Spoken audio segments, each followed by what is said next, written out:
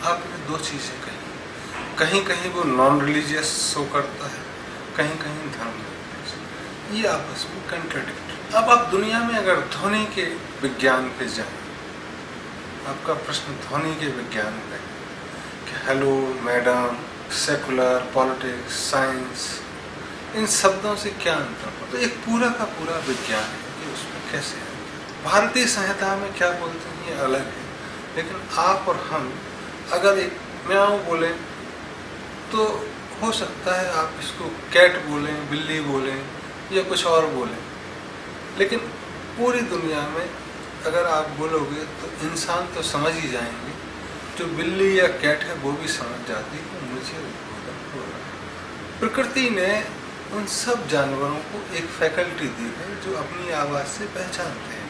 वहाँ भौं भौं कहोगे और कहोगे ये बिल्ली है तो वो नहीं समझेगा। वही वर्ड, वही साउंड जो है उनको उद्वेलित करती है। विज्ञान का सूत्र वहाँ से निकला है पूरा का पूरा। तो उन शब्द से जो वाइब्रेशन आता है, आप प्रोस्टिट्यूट को मैडम बोले, महारानी को कुछ और बोलने लगे, ये आपके दिमाग की उपज हो सकती है, लेकिन शब्दों का जो स्पंदन है जिससे शरीर में एक कंपन होता है, एक अनुभूति आती है, वो एक अलग विज्ञान है पूरा का। अब उससे छेड़खानी आप ना समझिए करें, या आप कहें ऐसा ही चल रहा है, अब स्पंदन खराब हो गए हैं, अब प्रोस्टिट्यूशन का मतलब एक इज्जतदार चीज़ हो गई है। तो अगर प्रोस्टिट्यूट को मैडम बोलते थे और आज इज्जत का हो गया, तो कहीं ऐसा तो नहीं कि प्रोस्टिट्यूशन भी एक ग्लैमरस चीज़ हो गई पूरे समाज में। हेलो, जो हेल टू यू, नरक, तो हमने एक दूसरे को नरक प्रदान करना शुरू कर दिया। सही मायने में तो चीज़ें नहीं हो रही। एक ज़माने में अगर भ्रष्ट आचरण है किसी का, ब्राइबरी एक अलग चीज़ होती, भ्रष्ट आचरण, तो उसको लोग हे दृष्टि से देखते, यार ये पता नहीं कैसा पैसा कमा, बदमाशी का पैसा, इसके बच्चे बकवास हो गए। लेकिन आज तुम देखोगे कि ऐसे लोगों की रिस्पेक्ट बढ़ गई है, क्योंकि हमने मीनिंग्स बदल दिए। तो भाषा की बात नहीं कर रहे हैं कि तेलुगु में क्या बोलोगे, अरबी में क्या बोलोगे। हर भाषा में एक विज्ञान रहा है जो शब्दों की उत्पत्ति से, शब्दों के इस्तेमाल से, शब्दों को किस तरह बोला जा रहा है इस पर रहा है। और जो बहुत गहरे में गए हैं विज्ञान, उनके यहाँ भाषा को बोलने का, उसको है ना प्रोनाउंस करने का, उसकी आवाज़ का बहुत ज़्यादा ध्यान रखा गया है कि कैसे बोलना है। जैसे एक बिल्ली म्याऊं बोलती है, उसको अगर तुम बहुत गौर से कई बार सुनो, तो जब दुखी में होती है तब बिल्ली कैसे म्याऊं बोलती है, गुस्से में होती तब कैसे म्याऊं बोलती है, जब प्यार से होती तब म्याऊं कैसे बोलती है, जब अपने बच्चों के साथ दौड़ती है, खेलती है, तब कैसे म्याऊं बोलती है, या आप उसको पाले हुए आपके पास आती है तो कैसे म्याऊं बोलती है। एक शब्द में ही इतनी भावनाएं छिपी रहती हैं उसको बोलने के हिसाब से। लेकिन एक शब्द से आप पूरी दुनिया में ये मान सकते हो कि हम किसके बारे में व्याख्या कर रहे हैं, तो एक स्पंदन उससे क्रिएट होता है। ह्यूमंस को एक फैकल्टी है कि बहुत सारी आवाज़ें बोल सकता है। जैसे ह्यूमन की एक फैकल्टी दूसरी है कि अंगूठा उंगलियों के विपरीत दिशा में जाता है, जिससे हथियार पकड़ने में आसानी होती है। नहीं तो वह जानवरों से दूसरे कमजोर हैं, उनकी 5 उंगलियां एक साथ मूव करती हैं, विपरीत दिशा में नहीं जाता है। तो ऐसी फैकल्टी हैं। इसका ये मतलब नहीं है कि हम मूल विज्ञान को बदल दिए कुछ करके, प्रकृति तो वैसे ही चलेगी। इसलिए शब्दों पे हमको ध्यान देना चाहिए।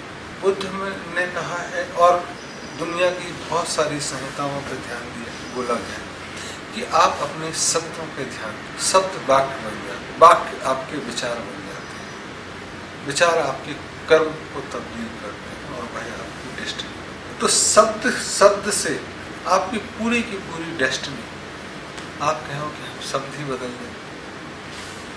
प्रोस्टिट्यूशन को मैडम बोलने लगे, रिस्पेक्ट करने लगे। मैं ये नहीं कह रहा हूँ कि प्रोस्टिट्यूशन एक बहुत ही हेय कर्म होगा, उसकी मजबूरी है और समाज उसको चला रहा है, वो एक अलग चीज़ है।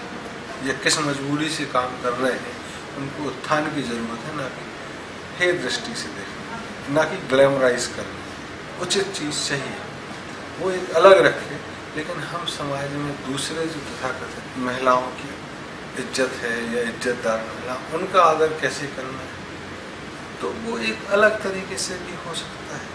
जैसे उसके कुछ दूसरे शब्द हैं कि ये बहुत विदुषी हैं, महारानी, रानी, देवी, देवी देवता जो पूजनीय हो जाते हैं, आदरणीय, पूजनीय, उनका नाम लेके ऐसे शब्द भी इस्तेमाल हो सकते हैं। लेडीज़ एंड जेंटलमैन, तो जरूरी नहीं है कि आप उनको मैडम बोलो। अब आप कह तो रहे हो कि मैडम, जैसे जूता मार रहे हो और चांदी का जूता, तो आप खुश हो गए कि नहीं चांदी का जूता है। तो जहाँ शुरू हुआ, जैसे एक दूसरा शब्द है बाबू, भारतीय समाज में बहुत चलता है, लेकिन बाबू शब्द की उत्पत्ति हुई कि जो लोग मछली खाते थे बदबू आती, तो बदबू शब्द से बाबू शब्द की उत्पत्ति हुई। आज बाबू बाबू कहते हैं, बाबू और बड़ा बाबू।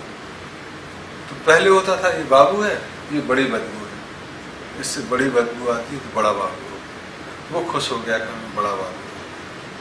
तो इन शब्दों का इतना अर्थ पड़ गया, इसलिए डिक्शनरियों में इक्विवेलेंट शब्द कर दिए हो, लेकिन मूलतः उनसे स्पंदन कैसे होता, आप खुद प्रोनाउंस करके देखो कई शब्द, तो आपको पता चलेगा कि इससे स्पंदन ठीक नहीं हो रहा, इससे शरीर में कंपन ठीक नहीं हो रहा।